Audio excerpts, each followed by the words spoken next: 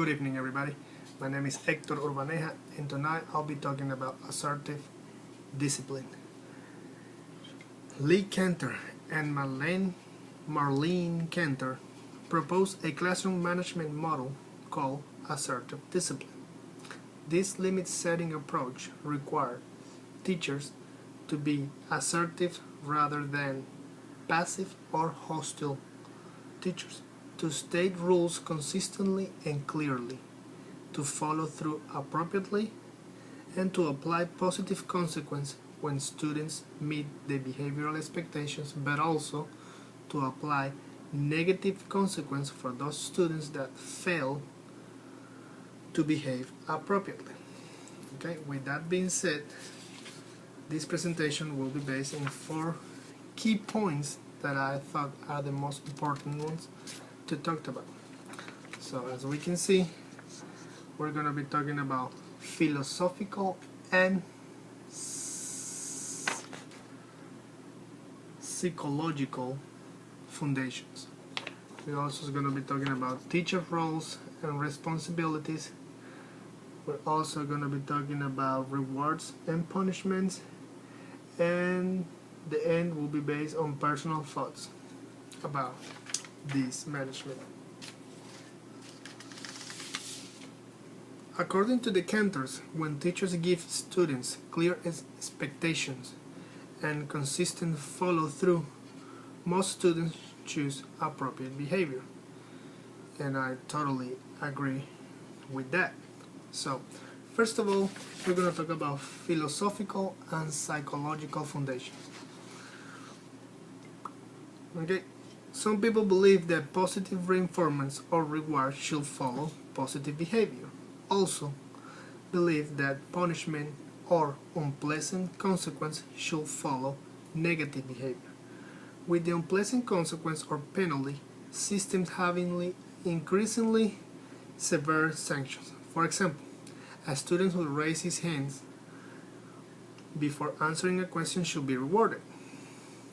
And also, a student who blurts out the answer without permission should receive some type of negative consequence, with the consequence becoming more serious if the behavior continues.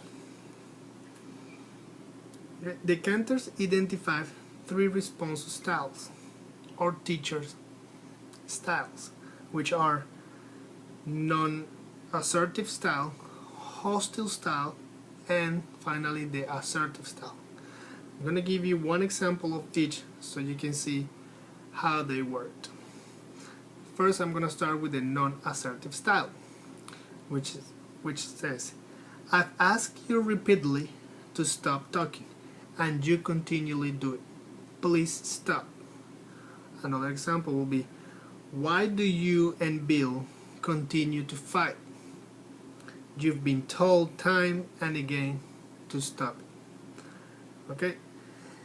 As we can see, it's usually ineffective and used by teachers who fail to establish clear standards of behavior or fail to follow through on threats with appropriate actions. So as we can see, they didn't work because she wasn't very meaning like she was saying. It was pretty much just like an idea of how she wanted for them to work, but it didn't work. Another one for non-assertive will be, Sarah, the rules are clearly posted on the wall. I don't know why you continue to break them. You see, that doesn't say anything. She's pretty much having a conversation with a student, even though she's disturbing the class. Okay, in contrast to non-assertive teachers, we have teachers that use the hostile style and use threats and sarcasm. Although results might be instantaneous, this style has the potential for emotional harm and possible abuse, and we have to be very careful with this one. For example, a hostile teacher might say like this, might act like this, sit down and shut up. Or they can also say, put that comic book away or you'll wish you had. Or they also can say, do that again, Nelson, and see what you get. I've had my fill of you. Those are 3 phrases or sentences that we shouldn't use, and I'm guilty because I used it last year. I told one of my students to shut up and it wasn't nice. She got really offended, and now that I'm going through this presentation, it made me realize my mistake. Okay, now we're gonna see the one we're trying to look for. Instead of recommending non-assertive or hostile approach, the current praise teachers with assertive style who clearly and specifically place limits and rewards or consequences on students, which is very important. Here are a couple examples. I'm going to give you 3. We do not ask questions without permission. You must raise your hand. Another one will be, Justin, that is your warning for leaning back in the chair. Put the chair down now, or you will face a loss of classroom privileges. And then finally we got, Quentina, you did a good job leading your cooperative learning groups. As we can see, they were firm, and you saw some consequences, and also you saw some rewards with these examples. Okay, now we're going to talk about teachers' roles and responsibilities. Okay, that's my next point in line. Okay, the Cantors are looking for teachers to help students to take charge of the classroom in a firm and positive manner. To help teachers to do so, they identified 3 responsibilities or roles of the teachers. The first one will be, teachers must accept the role of giver of rewards and punishment, and must be able to hand out rewards and punishment consistently. You have to be consistent regardless of the student or situation. And finally, teachers must be willing to work toward a positive interaction with students, in part by creating an optimal learning environment within the classroom. A safe learning environment does not just happen. Instead, students must be taught how to work and socialize together in a comfortable environment. Okay, which is very, very important. Now, when talking about those teachers' roles and responsibility, here are some examples of rewards and punishments that are effective. As we can see, both teachers and students have rights in their classroom. While giving rewards and punishments, teachers must work toward creating an optimal learning environment. Teachers must apply rules and enforce consequences consistently without bias or discrimination. That's very important. You cannot show favoritism for anybody. Everybody has to be equally treated in the classroom in order to have a safe behavior environment. And teachers should use a discipline hierarchy with the consequence appropriate for the grade level. Okay, what you use for elementary kids might not work for high school students, so you have to have an adequate treatment for each level. Rather than using a non-assertive or hostile response styles, teachers should be assertive. Okay, moving on. Now we're going to talk about rewards and punishments. Okay? In order for assertive discipline to work, the creator of this discipline suggests that ideally an entire school should adopt the model for use in all classrooms. All teachers and administrators involved with the education of children and adolescents needs to adopt the principle of the programs. So every teacher will be on the same page.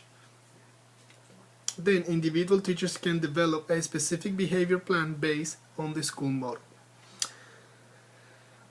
consisting of few simple rules along with the rewards for following the rules and the consequence of breaking them. This plan should be displayed on a classroom and distributed to parents so everybody knows what's going on. Okay, very important. You have to communicate. Okay.